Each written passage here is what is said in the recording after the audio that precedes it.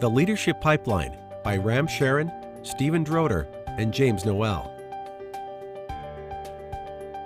Just about every major multi-level marketing organization is attempting to hire stars, offering enormous compensation to entice the best and the brightest. These overly aggressive, sometimes desperate attempts to recruit outsiders suggest that the leadership pipeline is inadequate. Internal training, mentoring, and other developmental programs aren't keeping the pipeline full, making it necessary to look outside. Everyone is fighting over a relatively small group of stars. What's needed is an approach that will allow you to build and grow your talent to leadership. To continue to build your network, you have to tailor your pipeline and make sure you bring people with the right set of skills. Make sure you give them the standard tools they need, communicate with talent, evaluate performance, and help them build their business, review their plan, and help them become their mentor and their coach. It is important to take necessary measures when managing others. Clearly communicate what is going to be required for the job. Managers need to be prepared to keep an eye on managers as they transition, intervene if needed only. Managing others requires patience and skill. Managing managers. Managers of managers are responsible for the most people. Goals and measures must be set in order to ensure proper accountability. One must make sure managers are ready to manage and ready for their task. Diagnosing. Misplaced leaders start at the top, boss, and work down. Identify work ethic by observing. Discover their impact on others. Diagnose their alignment of skills for the job. Determine the level of work for them and design a plan for them. Planning for success.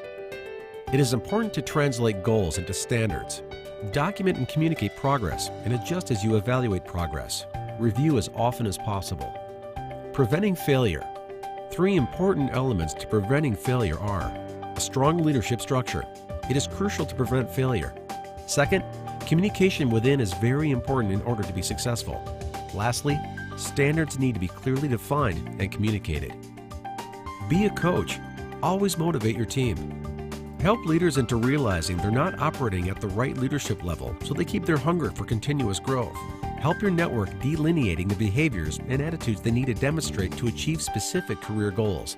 Your team needs to let go of certain values and skills that made them successful in the past if they want to be successful. In summary, in managing others, it is important to have strong communication, define standards and review progress, as well as adjust to whatever problems may arise.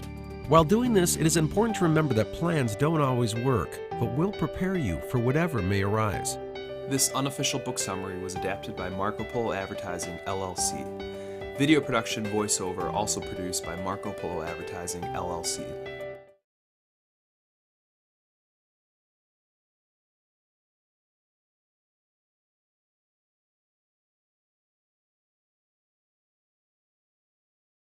Exceptional Selling by Jeff Toole. Salespeople can't look to customers to cue them in. Customers aren't going to rationally discuss how they were insulted or alienated. Instead, successful professionals win customer loyalty and trust through respectful, honest, and diagnostic-based communications.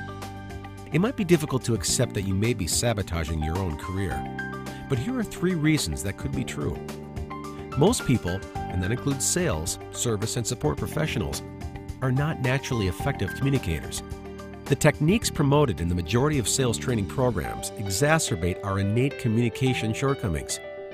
When salespeople get emotionally involved in the outcome of a customer engagement and start to try to drag the customer into compliance using outdated techniques, they are confirming the customer's negative assumptions and stereotypes about the sales profession. The value proposition. Customers don't buy them, rightly or wrongly. They dismiss value propositions as empty words. At the same time, salespeople usually act mystified by customer pressure on price. They don't understand why their customer doesn't get it. Communication is key. The way you talk to customers can be the difference between success and failure. You want to focus on the customer's problem and how the both of you can work together to find a solution. At the same time, it is important to translate to the customers the value you are bringing to the table, whether it is through service or product. Dare to be better. Think differently. Remember to be aware of your customer. The key steps to being successful are to discover, diagnose, design, and deliver. Always keep in mind that first impressions are crucial to customers. Just as important is an immediate and detailed response to any questions they might have. There's no I in teamwork.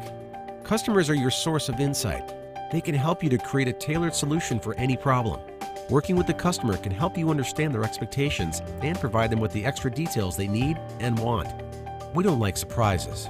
Customers want reliability. They want to know you'll be there in case anything goes wrong.